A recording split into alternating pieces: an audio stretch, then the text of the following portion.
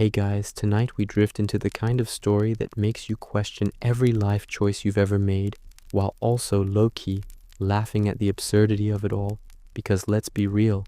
ancient myths didn't have chill. They were basically the first horror comedy series, starring a king who thought he was smarter than literally every deity in the Greek pantheon, a guy named Sisyphus who had more confidence than sense and a flair for annoying the wrong immortal entities. So naturally, the gods, who were definitely running on caffeine and pettiness, decided that his punishment needed to be both eternal and extra spicy, like the kind of karmic clapback that could trend on Olympus's social media if it existed. And oh yes, it was going to involve rocks. Lots and lots of rocks. Because what says you thought you could outsmart death? LOL, nope. Better than pushing a giant boulder up a hill,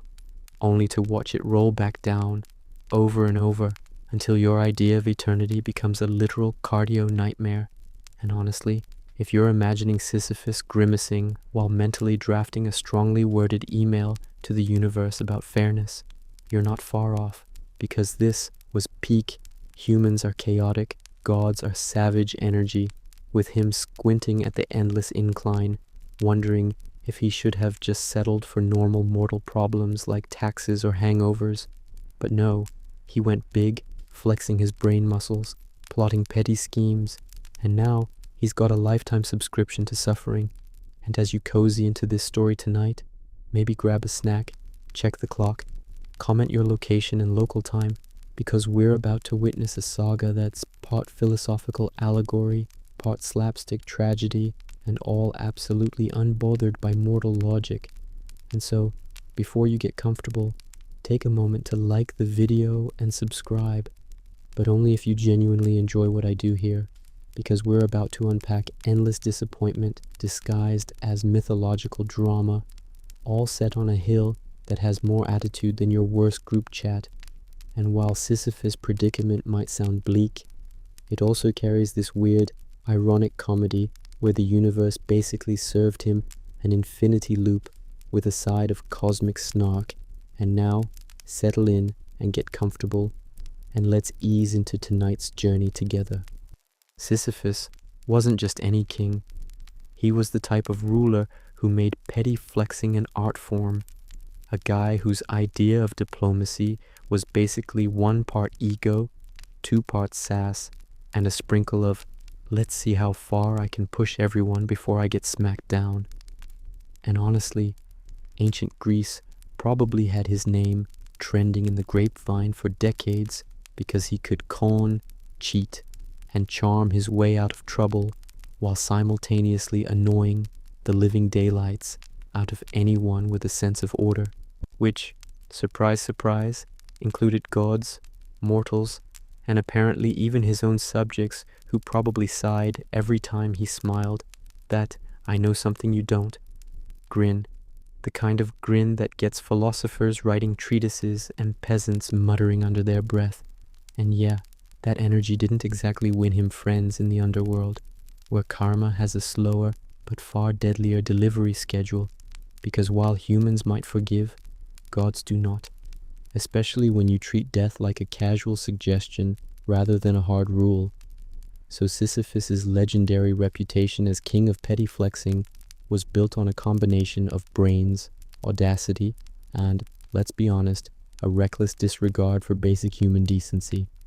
And that's what made his punishment not just fitting, but deliciously theatrical, like the universe setting up a TikTok of when you outsmart yourself, starring an overconfident mortal and an eternal hill that refuses to negotiate,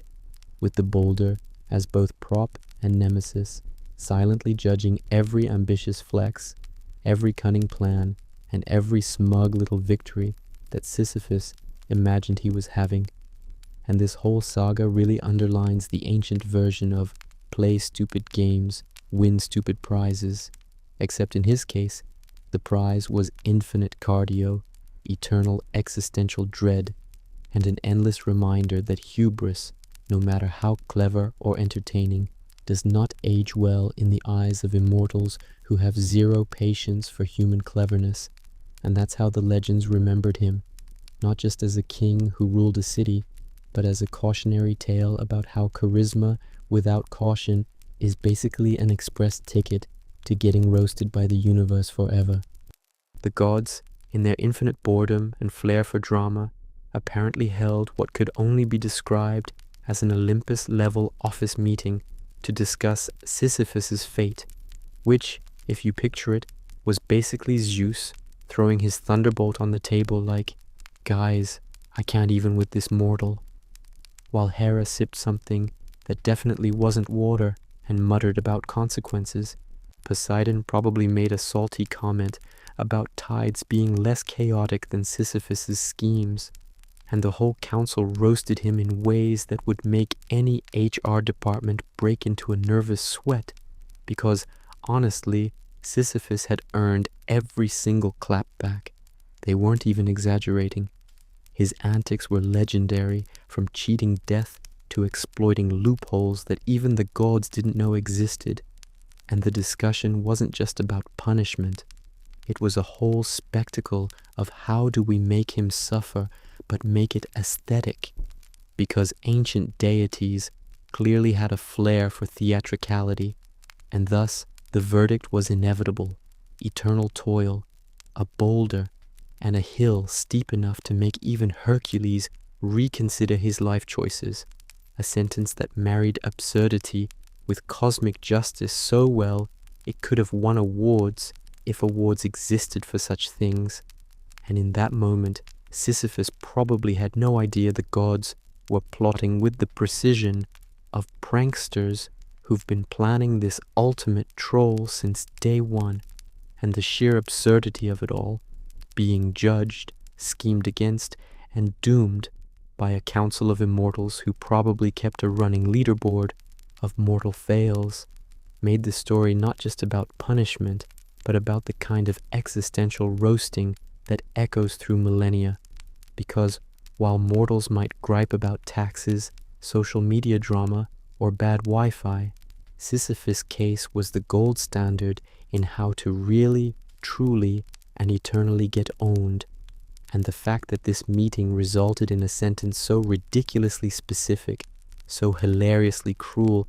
makes you wonder if the gods were actually taking notes on human entertainment value. Like, this king thinks he's clever.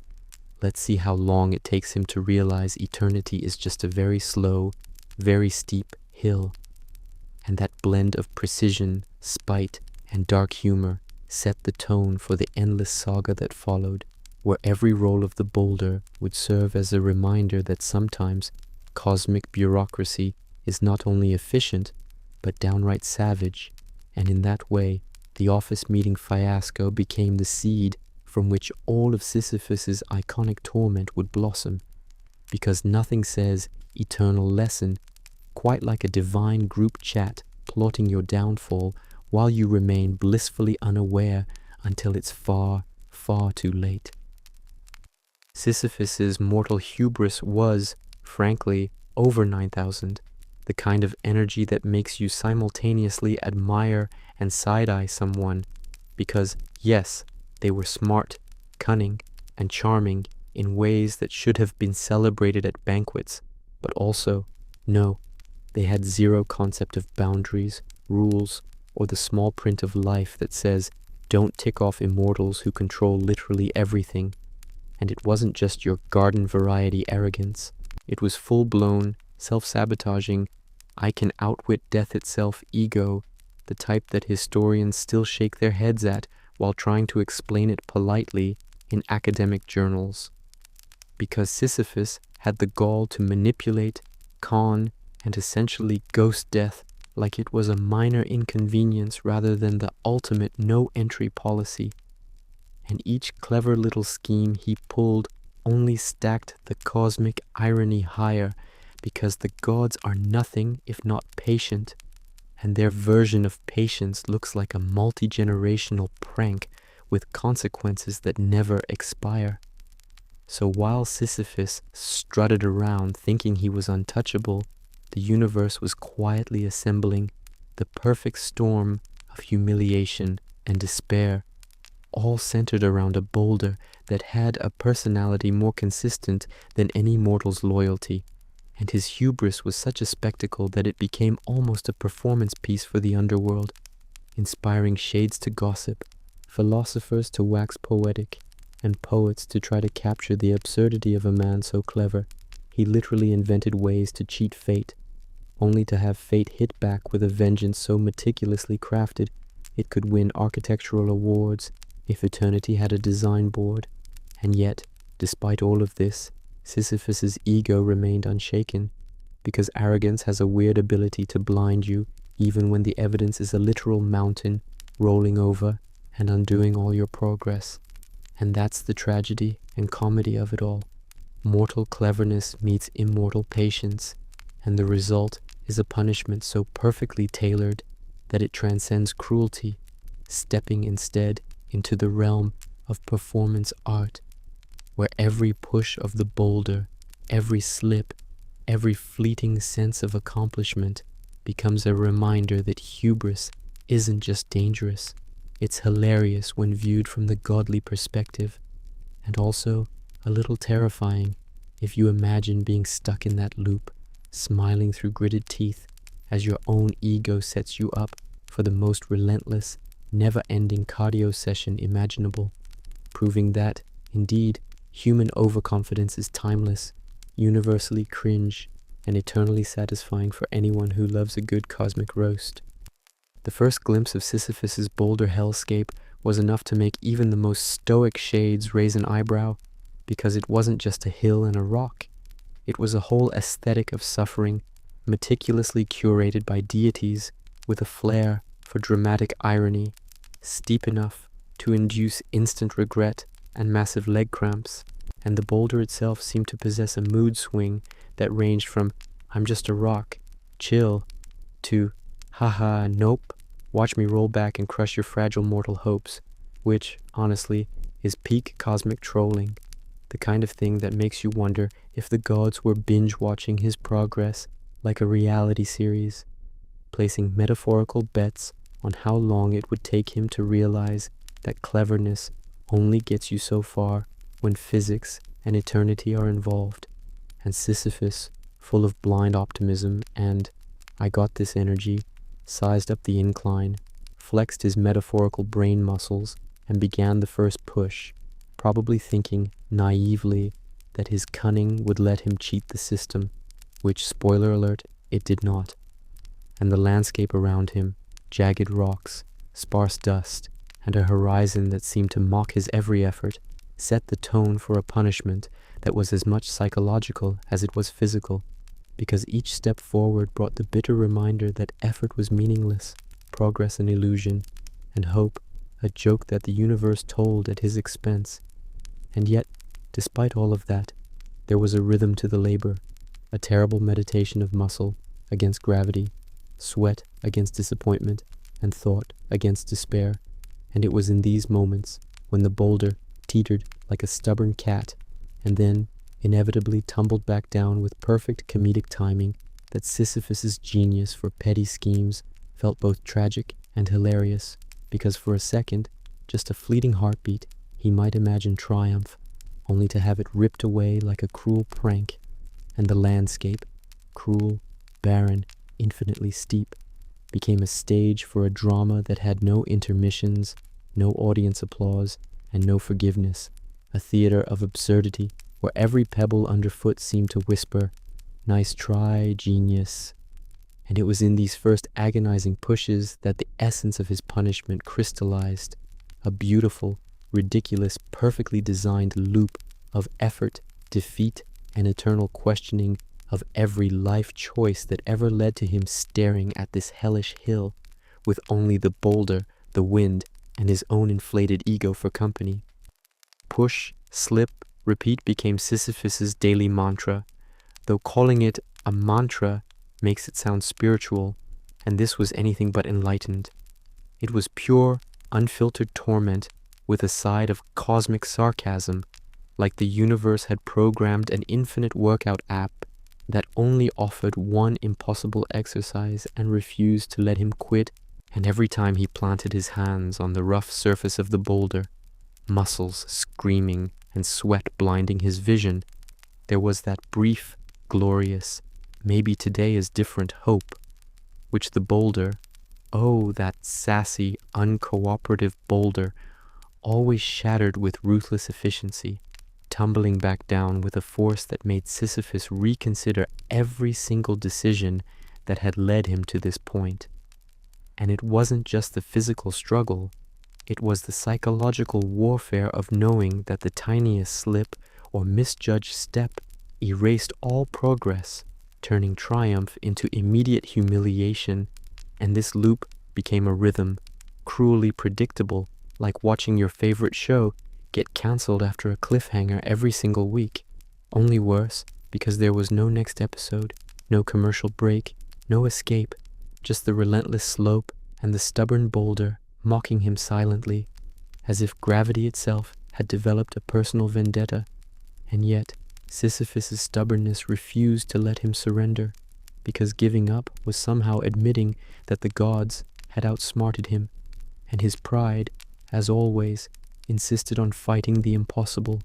pushing muscles, mind, and ego to the brink, while the surrounding barren hills bore witness like judgmental spectators at an eternal sporting event that only he was forced to compete in. And the absurdity of it all, the futility, the repetition, the sheer theatrical cruelty, gave the punishment a strange rhythm, a sort of tragic choreography,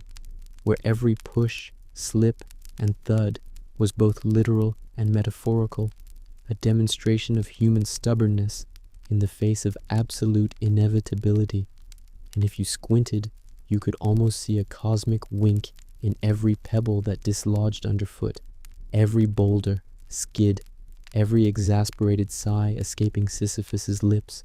a reminder that the gods had designed not just a punishment, but a performance. And Sisyphus, for all his cleverness and defiance, was the star, the tragic comedian, the eternally ambitious protagonist, in a show where effort was never rewarded, and the slope, the rock, and his own hubris conspired to create a cycle that would echo forever,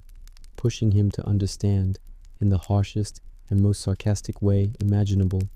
that some battles are simply not meant to be won, no matter how hard you try or how smart you think you are. Somehow, in the middle of this eternal grind, the punishment of rolling a boulder up a hill began to resemble a form of modern therapy. If your therapist was sadistic, judgmental, and also a celestial entity with zero chill, because Sisyphus' suffering, repeated ad nauseum, forced him into a sort of brutal mindfulness, a painful awareness of each tendon, each bead of sweat, and every fleeting thought of, maybe I should have just stayed home. Yet, unlike your trendy yoga or overpriced wellness retreats, this therapy offered no epiphany, no retreat, no soothing ambient music, just the cold, hard rock of reality, literally, and the relentless slope, which acted like the world's most passive-aggressive trainer, whispering, "You think you're clever, huh?" while simultaneously ignoring all complaints. And oddly enough, this loop of physical agony and existential reflection became a strange kind of meditation, a cruel boot camp of awareness that made Sisyphus acutely conscious of how little control he had, how quickly hope could be snatched away, and how hubris tends to make even the smartest people spectacularly miserable. And yet, in this infernal regimen, there was an unexpected rhythm, a cadence born from repetition and futility, a weird harmony of struggle and inevitability that philosophers would much later dissect and label as profound, though Sisyphus probably would have called it the worst gym membership ever.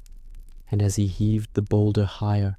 muscles trembling, lungs burning, and ego screaming in protest, he must have noticed the subtle changes in the hill, the patterns of loose stones, the almost imperceptible way gravity seemed to mock him, and this brutal therapy taught him lessons that no mortal school could offer. patience, endurance, and a refined sense of sarcasm aimed squarely at himself, because in the absence of audience or reward, one's inner monologue becomes both critic and comic,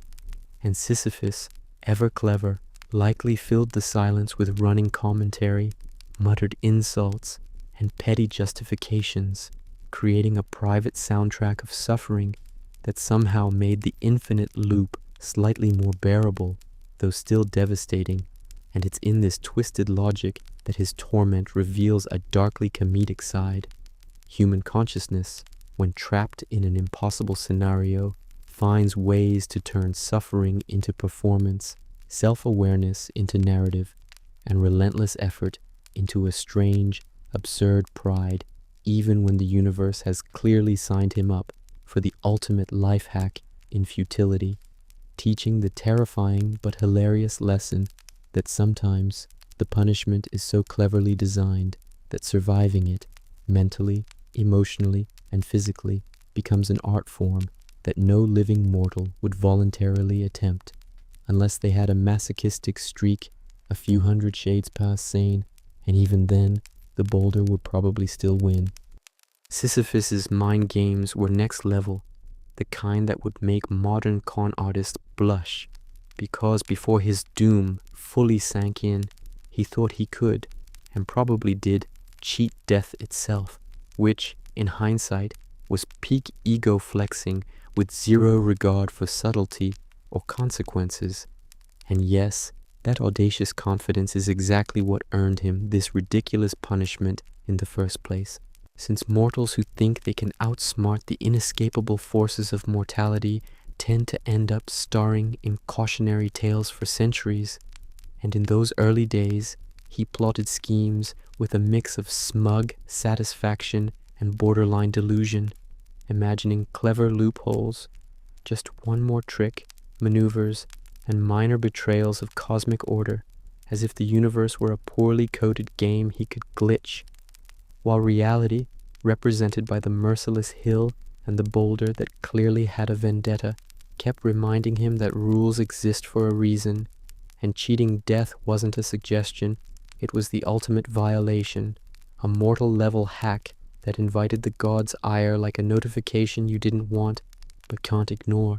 And it's both hilarious and tragic to imagine Sisyphus pausing mid-push to smirk at some fleeting thought of victory, only for gravity and the merciless slope to clap back with the elegance of a perfectly timed meme, because in that moment he probably felt the thrill of genius before the bitter punch of futility, learning, slowly and painfully, that trying to outwit eternity is like challenging a supercomputer to a thumb war, fun to imagine, but ultimately humiliating, and this dance of ambition and inevitable failure became a defining feature of his punishment, because each attempted mental trick was met with immediate physical denial, creating a feedback loop of hope, strategy, and crushing disappointment. And as he heaved, plotted, and schemed, the underworld became both audience and accomplice, watching silently as the mortal tested the boundaries of hubris, all while the gods leaned back, smirking, sipping whatever they drink, and acknowledging that Sisyphus's brilliant, petty mind had finally found its perfect match in endless toil, a battle of wits with a hill and a boulder that never forgot, never forgave, and never, ever let him win. And the irony, of course, is that his cleverness, which once elevated him above ordinary mortals, now ensured that every push, slip, and mental gambit became a part of an eternally self-reinforcing comedy of errors, where thinking too hard about cheating fate only made failure taste sweeter for the divine spectators. And the lesson was brutally clear. The universe doesn't care how smart you are, it just wants the entertainment. Hades' subtle side-eye was basically the OG version of a judgmental TikTok comment, delivered with all the quiet menace and sass that only the ruler of the underworld could muster. And while mortals usually think of Hades as this grim, distant figure with zero personality. The truth is, he had a sense of irony sharper than any blade, watching Sisyphus straining under his boulder like it was a personal entertainment subscription, and there was a smirk, just a twitch at the corner of his mouth, that suggested he understood every thought, every petty justification, every fleeting hope of triumph, while silently thinking, yeah, enjoy your existential cardio, mortal. And it wasn't cruelty without cause. It was the kind of cosmic judgment that comes from knowing someone has fully earned every ounce of suffering they receive, but delivering it with a wink that only the truly immortal can pull off. Because to Hades, this punishment wasn't just about physical toil, it was performance art, a perfectly calibrated spectacle of hubris versus inevitability, where the audience was the underworld itself, and Sisyphus, tragically clever and relentlessly stubborn, was the star, flailing, pushing, planning, and inevitably failing. And that side eye, subtle as it was, carried centuries of commentary, the kind that would make modern psychologists write entire papers about moral punishment, emotional intelligence, and the ethics of eternal torment. Except Hades didn't need journals. His delivery was instantaneous, embodied in the slope, the boulder, and the mortal's increasingly exasperated expressions. And the smirk was merciless, because it highlighted every irony, that the cleverest schemes are useless when faced with the inexorable, that effort without progress is absurdly painful, and that pride is often the cruelest teacher of all. And for Sisyphus, every glance from Hades was a silent reminder that no matter how smart, cunning, or charming he thought he was trapped in a cycle he couldn't escape, a private audience of one with a deity who had mastered the art of sarcasm, judgment, and slow-burn humor. And somehow, even in the midst of relentless suffering, there was a perverse comedy in imagining the ruler of the underworld enjoying the show, leaning on his throne, perhaps humming a low, underworld-appropriate tune, while the mortal below struggled with both boulder and ego, and that combination, the physical challenge, the psychological torment, and the divine sass, made the punishment simultaneously horrifying and darkly hilarious, a perfectly orchestrated symphony of misery where every grunt, every slip, every fleeting glimmer of hope became part of a narrative that was never ending, utterly inescapable, and, yes, absolutely judgmental, in the way only gods can manage, proving once and for all that sometimes subtlety is the cruelest form of power. Rock physics, it turned out, was brutal, but also kind of hilarious when applied to Sisyphus' situation, because the boulder wasn't just a lifeless object. It acted like a passive-aggressive partner in crime, refusing to cooperate, wobbling at the worst moments, and sometimes slipping at the tiniest miscalculation with a precision that suggested either sentience or a very twisted sense of humor. And the slope itself wasn't innocent either. It had loose stones, jagged outcroppings, and angles that conspired to make every push more precarious, as if gravity were personally invested in ensuring that Sisyphus' every muscle contraction translated directly into immediate humiliation. And yet, despite all evidence that physics was objectively against him, Sisyphus pushed, pulled, grunted, and plotted, because stubbornness is a human superpower when combined with hubris. And what's even funnier is that the very forces he tried to overcome, mass, incline, friction, were neutral, impartial, but their effects on his mortal body created a comedy of errors that made the punishment feel both absurdly cruel and darkly entertaining, at least from an outside perspective, because there's a certain satisfaction in watching someone try to outsmart basic mechanics while thinking they're clever, and even philosophers later commented on this, analyzing the struggle as metaphor while secretly laughing at the slapstick. And in those moments, the boulder seemed to have a personality all its own, a mischievous companion that could suddenly slip, roll, or resist with perfect comedic timing, turning each exertion into a mini tragedy that blended muscle fatigue, existential dread, and the kind of irony that makes you question the very laws of nature, while simultaneously highlighting Sisyphus's absurd optimism in thinking he could control anything beyond his own fleeting effort. And if you squint, you can almost see the boulder mocking him in subtle ways. The occasional slip, the awkward teeter, the perfect rollback timing, as if it had a private social life where mortal ambition is the main entertainment, and the combination of physics, patience, and punishment created a stage where every push was both a literal exercise and a performance piece, reminding Sisyphus that no amount of cleverness or strategy could ever overcome the unyielding reality of the universe.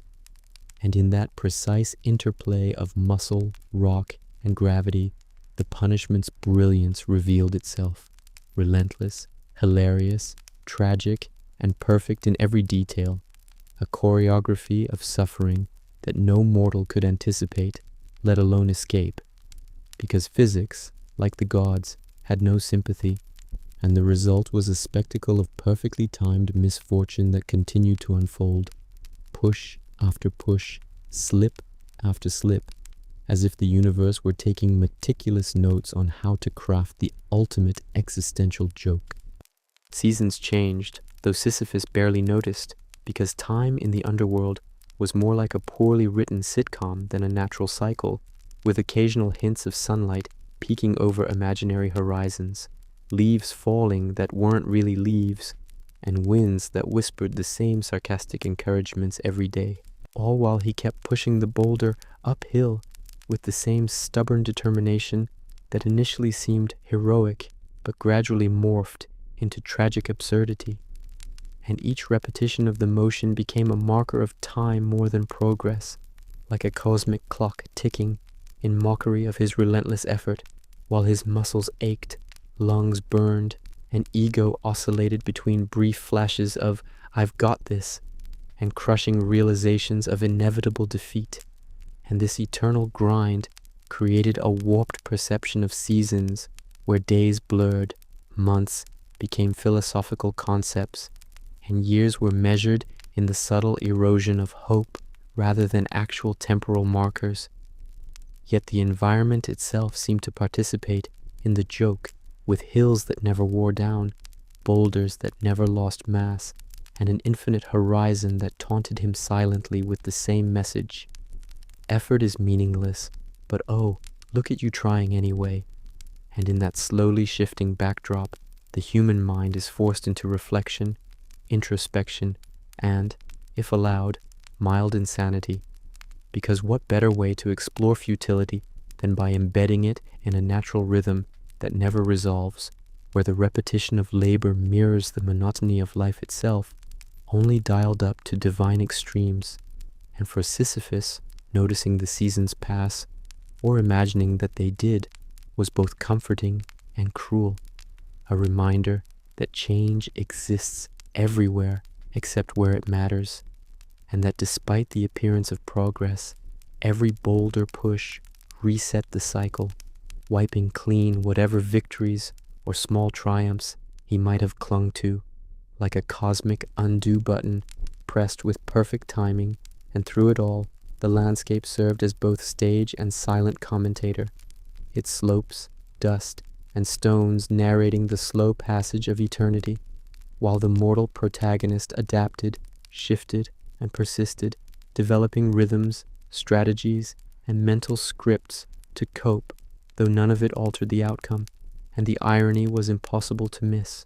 The world around him aged, moved, and whispered secrets of time, while he remained trapped in a loop, the seasons themselves mere spectators, silently applauding and mocking, marking the endless passage of life in a universe that had no patience for mortal cleverness. And this slow, inexorable marking of time deepened the tragic comic tone of his punishment, making each push a meditation, each slip a punchline, and every glance at a changing horizon a subtle reminder that eternity is very, very long, and entirely unkind to those who think they can outsmart it. Neighbors in the underworld, other shades, shades of the recently dead and the long forgotten, each with their own tales of woe, boredom, and petty grudges, couldn't resist gossiping about Sisyphus, because honestly, when one guy is sentenced to push a boulder for all eternity, it's basically reality TV for everyone else, and their commentary ranged from sympathetic sighs to outright bets on how long it would take him to finally lose his mind, with some whispering, "He's at it again," and others snickering at his futile optimism, while a few of the more philosophical shades debated whether his punishment was a lesson in human resilience or just a cosmic joke with particularly cruel timing. And all the while, Sisyphus's grim determination became the main topic in underworld circles, a cautionary tale delivered with sarcasm, sharp tongues, and occasional eye rolls, because even in death, beings love a bit of entertainment at someone else's expense, especially when it comes with an eternity of schadenfreude. And as he heaved the boulder, slipping, readjusting, and pushing again, the gossip intensified, each slip and grunt reported with exaggerated flair, sometimes embellished with imaginative commentary about how he surely must be thinking, "This is fine, totally fine, just a minor inconvenience," while the shades collectively rolled their eyes in unison, like an audience of judgmental theater critics, and the hills themselves became part of the conversation, referenced in hushed tones and hyperbolic jokes. "Oh, he's on hill number 7 today, his favorite," as if tracking his progress were a sport, a reality series, or a slow-motion meme, and the collective energy of these observers added an additional layer to Sisyphus's torment, because every effort, every strain was amplified by the silent, or sometimes whispered, awareness of hundreds of eternal witnesses, all of whom were invested in his performance, not in any restorative sense, but purely for amusement, commentary, and the sweet satisfaction of seeing someone overconfident brought low. And it's both tragic and hilarious to imagine Sisyphus unaware of how much audience engagement he was generating, his suffering doubling as social content for the dead. And in this way, the underworld gossip network became a character itself, a living, invisible, judgmental companion to the endless toil, providing commentary, drama, and occasional mockery, all of which Sisyphus unknowingly lived inside, proving that misery loves company, even if that company is dead, sarcastic, and eternally petty. Occasional triumphs teased Sisyphus like a cruel friend sending a "you up" text at 3 a.m., moments when the boulder crested the hill ever so slightly, and he dared to imagine victory, that fleeting heartbeat of euphoria that made him flex in private, whispering to himself, "I did it, genius mode activated," only for the universe to immediately snatch it away with ruthless precision, because gravity, incline, and divine irony had zero tolerance for celebration, and the boulder would inevitably slip, roll back, and erase every ounce of progress as if mocking his brief confidence, which, honestly, is peak absurdity, the kind that makes you want to both laugh and cry. And these micro-triumphs were psychologically devastating, the ultimate tease, a reminder that even when life gives you hope, it does so in increments measured in pain, futility, and humiliation. And Sisyphus, despite centuries of repetition, could not resist clinging to those tiny wins, even though he must have known on some level that they were temporary, illusionary, a cruel wink from fate itself. And in those rare seconds of accomplishment, he probably allowed himself to savor the effort, flexing every muscle with pride, feeling the sweet rush of adrenaline, only to have it evaporate in the instant the boulder betrayed him, tumbling backward with a finality that erased his smile and replaced it with exhaustion, disbelief, and the unspoken thought, "Really? Again?" And this cruel rhythm, hope, effort, triumph snatched away became an emotional roller coaster with no off switch, a cycle designed to ensure that his mind was as fatigued as his body, that joy and disappointment coexisted in perfect, absurd harmony, and it's almost comedic to imagine the internal monologue, clever quips, sarcastic complaints, self-directed insults, all swirling in a mix of defiance and despair as he readjusted his stance, dug in his heels, and began the push again, because surrender wasn't an option. And yet each victory reminded him that nothing he achieved mattered beyond the fleeting instant, creating a perfect storm of existential humor and tragedy, a darkly witty lesson on the nature of effort, perseverance, and the universe's sense of timing. And this pattern of near success, followed by immediate collapse, became the backbone of his punishment, the punchline of a cosmic joke, and the very thing that made his story timeless.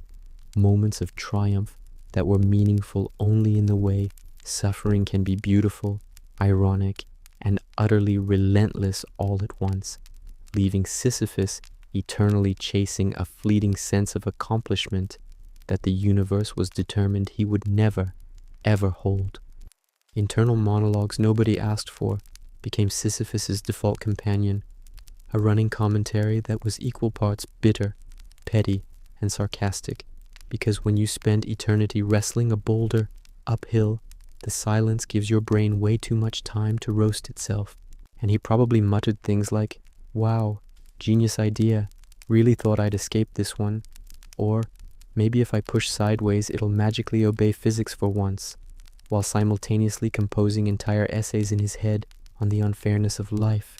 the incompetence of the gods, and the ridiculous irony of hubris. And these thoughts, though entirely unhelpful, served as mental exercise, a way to vent, procrastinate, and maintain some shred of dignity in a scenario designed to strip every shred of it away. And it's almost relatable in a sad, laughable way, like when you're stuck in a Zoom call and your brain starts scripting passive-aggressive responses that you'll never say, except here the stakes were a lot higher, the audience invisible, and the consequences eternal.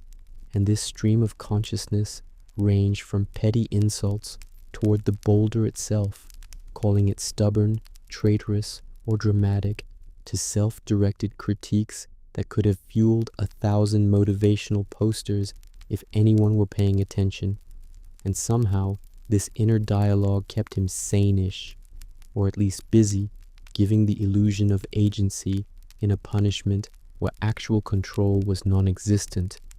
And it also added a layer of comedy, because imagining a mortal spending forever negotiating with his own thoughts while a rock mocks him silently is peak absurdity,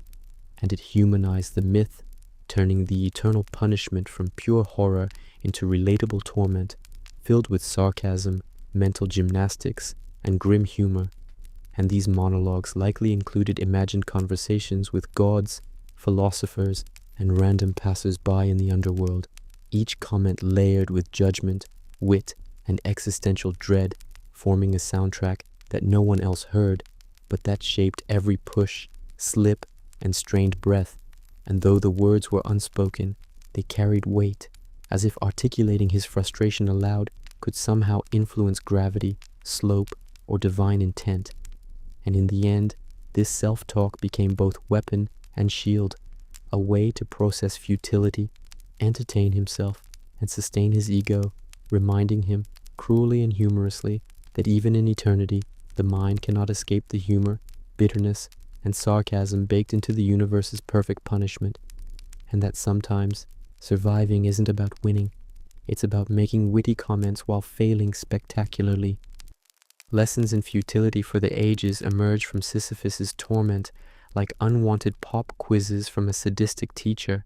because every push, slip, and grunt carried a brutal curriculum that philosophers would later try to package as existential wisdom, though in reality it was just centuries of one guy learning over and over that effort is not always rewarded, hope is a joke, and pride is an expensive tuition fee you pay in sweat, frustration, and crushed knuckles. And while intellectuals dissected these stories to extract moral meaning, Sisyphus was living it in real time,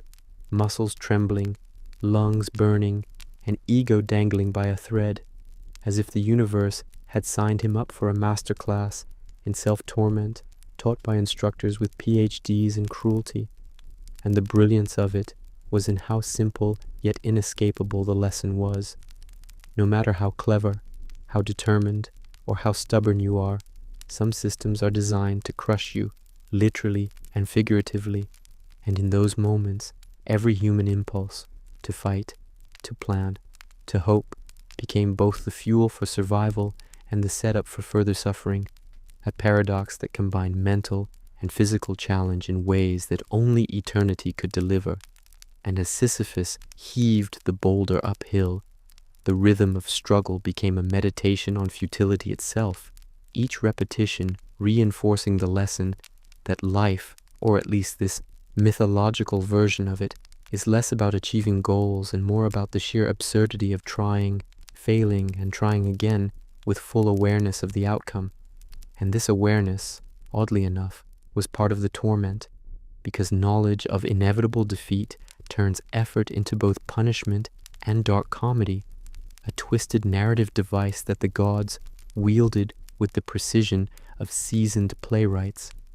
And in this framework, Sisyphus became both student and performer, trapped in an endless loop of experiential lessons that no mortal classroom could replicate, lessons that highlighted the precarious balance between ambition and humility, action and acceptance, cleverness and futility. And the tragicomic reality of his punishment was that even understanding the lesson didn't alleviate it, only added depth to his suffering, because the more he realized the futility of his labor, the more painfully he felt the absurdity of the cycle. And this layering of insight atop exertion created a story that was at once philosophical, deeply human, and hilariously ironic, proving that sometimes history's greatest teachings are delivered with sweat, sarcasm, and absolutely no escape hatch, and that Sisyphus's eternal boulder is less about the stone itself and more about the universal lesson that effort without hope is an art form perfected over millennia. Cosmic irony was served hot daily, like a breakfast that burned your tongue every morning for eternity, because the universe clearly took personal satisfaction in Sisyphus' struggle, timing every slip and stumble with surgical precision, ensuring that moments of hope were immediately extinguished, and even the tiniest victory, like the boulder teetering just shy of the summit, was followed by instant, merciless collapse, as if the cosmos were keeping a running tally of amusement points, awarding zero mercy and maximum sarcasm. And this irony wasn't subtle. It was blatant, theatrical, the kind that makes you laugh and cringe simultaneously, like watching someone try to finesse a prank only for it to backfire spectacularly, repeatedly, over and over again. And Sisyphus, for all his cunning and cleverness, became a participant in this performance, unaware that every push, strain, and grunt was orchestrated to maximize the contrast between expectation and outcome, because the universe, in its infinite patience and flair for drama, had mastered the art of comedic timing on an interstellar scale, and even the natural elements seemed complicit, rocks dislodging at precise intervals, winds gusting in opposition, and dust clouds perfectly timed to obscure his view, creating the sense that every obstacle was designed not by chance, but with intent, a reminder that cleverness and effort mean nothing when facing a system that thrives on imbalance, unpredictability, and dark humor. And this daily irony shaped Sisyphus's existence into a cycle of hope and despair, struggle and ridicule, a kind of eternal slapstick where gravity, boulder, and slope were co-conspirators in a joke he could never escape, and through it all, he became hyper-aware of the absurdity, internally narrating each setback with snark, resentment, and occasional muttered curses, creating a private commentary track that highlighted both his intelligence and his inescapable futility. while the universe silently applauded each failed attempt, knowing that awareness of the joke only deepened its effectiveness, and that every muscle ache, every slip, every fleeting glimmer of triumph followed immediately by defeat, reinforced the lesson that life, or at least mythological life, has a sense of humor, and that cosmic irony is most painful when paired with self-awareness, because understanding the joke doesn't prevent the pain, it just makes it richer, darker, and infinitely more satisfying for the entity delivering it.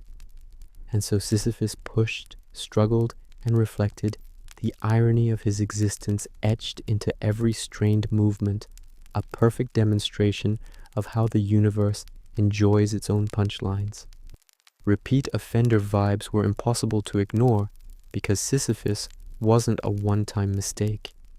He was the mortal embodiment of "let me do it again, but worse,"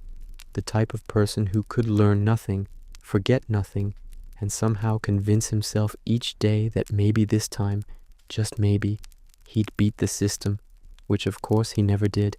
And that stubborn streak was exactly why the gods had zero sympathy, because they weren't interested in rehabilitation. They were here for the pure, uncut entertainment of watching someone overconfident get smacked down eternally. And in every push, strain, and slip, Sisyphus's repeat offender energy screamed, "I can handle this," while reality screamed back, "Lol, no you cannot." And the pattern of defiance, followed by immediate failure, reinforced the divine narrative that hubris isn't just dangerous, it's hilarious when stretched across infinity. And each day, hill and boulder awaited him like an unamused teacher, silently judging, while the underworld spectators whispered bets on whether his ego would survive the next slip. Because after centuries of observing him, even shades could appreciate that Sisyphus's arrogance was a constant source of amusement. And yet, his persistence, though misguided, was strangely admirable in a tragicomic way, because it demonstrated the human capacity to strive against impossible odds, even when every rational instinct screamed surrender. And that's why the punishment worked so well. Sisyphus's repeat offender vibes ensured that the cycle would never break, that every push would be both effort and comedy, pride and humiliation, a perfect blend of determination and absurdity. And in that endless loop, the gods had created the ideal system, a playground of eternal disappointment powered by ego, stamina, and the stubborn refusal to accept defeat gracefully. And the more he tried, the more spectacularly he failed, which only fueled the cosmic satisfaction, because the universe loves a narrative where the protagonist refuses to learn. And the result was a loop of effort, hubris, and humiliation so perfectly aligned that even centuries later, mortals would tell the story with a mix of awe, humor, and a little existential dread, proving that some punishments aren't about correction, they're about performance, endurance, and providing infinite material for divine amusement. And in that way, Sisyphus's repeat offender energy didn't just doom him physically, it elevated him to mythic status as the ultimate example of "don't be this guy," eternally trapped in a cycle he both created and failed to escape, the ultimate protagonist of a show with zero finale, zero mercy, and maximum comedic timing. Boulder rebellion, minor acts of sabotage, became the unspoken reality of Sisyphus' punishment, because if you spend eternity wrestling a rock uphill, eventually you start imagining it has intentions, moods, maybe even a petty little grudge. And so every slip, every sudden skid, every subtle rollback felt like the boulder itself was actively conspiring against him, which, honestly, is the kind of psychological warfare that makes eternal punishment peak meta. And in his mind, the rock wasn't neutral. It was a character with sass, timing, and a flair for humiliation, silently judging his strength, his persistence, and his inability to accept that it always wins. And while objectively it's just gravity doing its thing, subjectively Sisyphus interpreted these moments as rebellion, betrayal, or deliberate mischief. giving each push an emotional dimension that no mortal physics class could ever explain. And this imagined sabotage added layers to his torment, because now the boulder was not just an obstacle. It was a rival, a sarcastic partner, a friend who refused to play fair, and in these mental skirmishes, he developed strategies, adjustments, and sarcastic internal commentary aimed at outsmarting the rock, each effort met with predictable failure, which only amplified the dark humor of the situation, like a chess game where the opponent controls the board, the pieces, and the rules, yet you keep playing anyway, stubbornly, hoping maybe luck or cunning will finally tip the scales. And the irony of it is that the more he imagined the boulder's agency, the more humanized his torment became, because anthropomorphizing your punishment turns suffering into narrative, struggle into story, and failure into something you can rail against with wit and sarcasm, giving your mind a kind of exercise while your body is obliterated. And over time, these imagined acts of sabotage became almost ritualized, a subtle game of cat and mouse with a stone that could never lose, an endless mental battle layered atop the physical impossibility of his task. And in that interplay, the punishment achieved a perfection that was cruel, absurd, and darkly hilarious, because not only was Sisyphus eternally trapped, but his own creativity, cleverness, and petty imagination fed the loop, making the boulder's rebellion feel real, personal, and endlessly satisfying to the universe. And every time he cursed, strategized, or rolled his eyes at the rock's attitude, it was another punchline in a joke with no ending, a comedy written in sweat, muscle, and fully justified existential frustration. The absurdity of eternity became almost performative,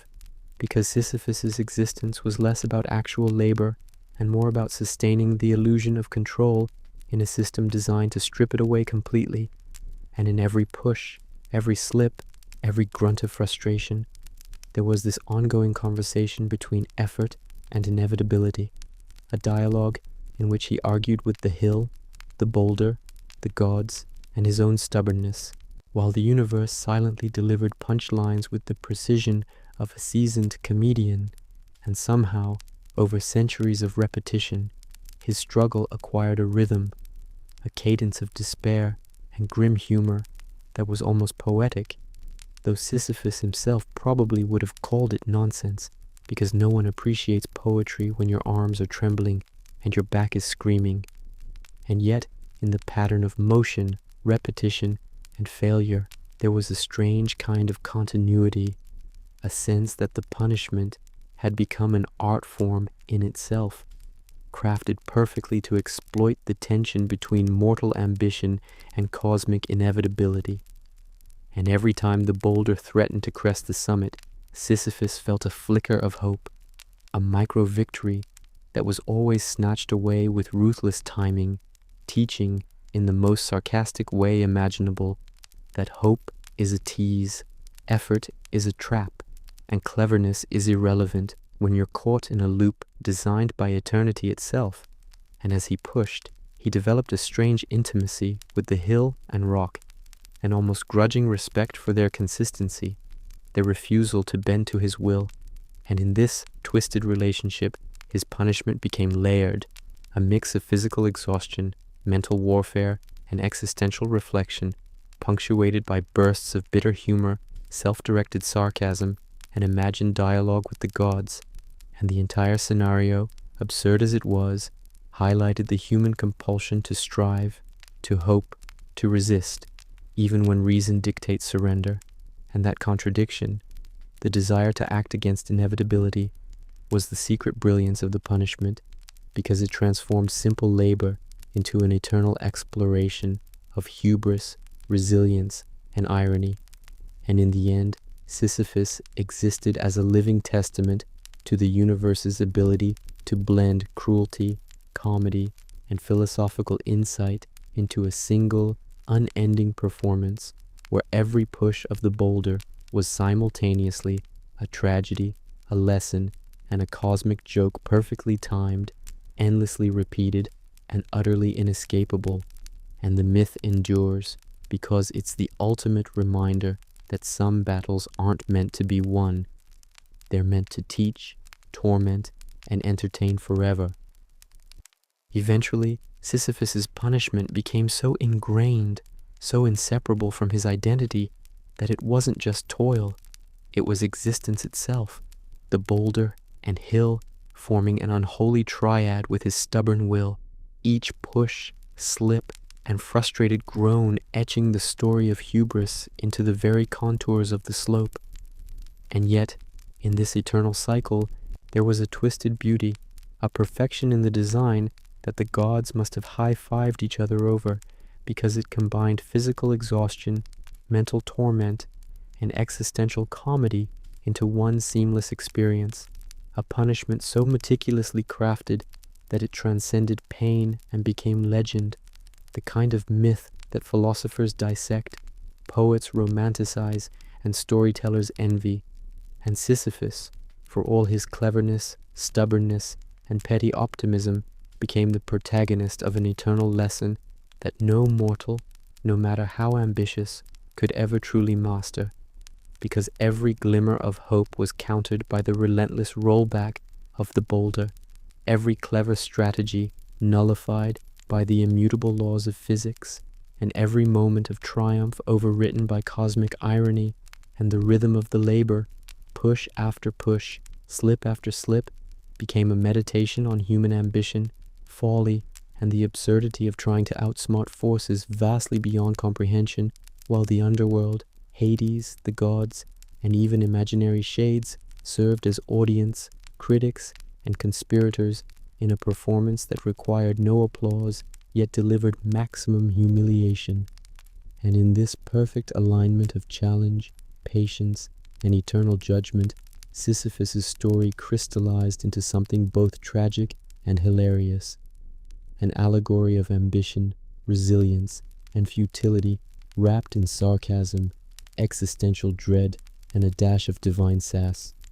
And while he labored endlessly, aware yet powerless, conscious yet trapped, he embodied the ultimate lesson that effort is only meaningful when divorced from outcome, that cleverness cannot conquer inevitability, and that the universe has a sense of humor sharper than any mortal wit. And as he braced for another push, muscles screaming, lungs burning, ego bruised but unbroken, the boulder waiting like a passive-aggressive coach, the slope silent but judgmental, the story of Sisyphus became eternal, a perfectly tuned mechanism of physical struggle, mental endurance, and ironic spectacle. And in that unending cycle, the myth survives, reminding all who hear it that some punishments are too clever, too complete, and too sarcastically designed to ever truly end, and that sometimes surviving means pushing, failing, and somehow finding a darkly humorous rhythm in the absurdity of it all,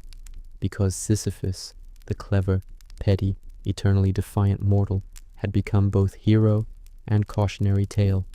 doomed forever to chase victory that would never arrive.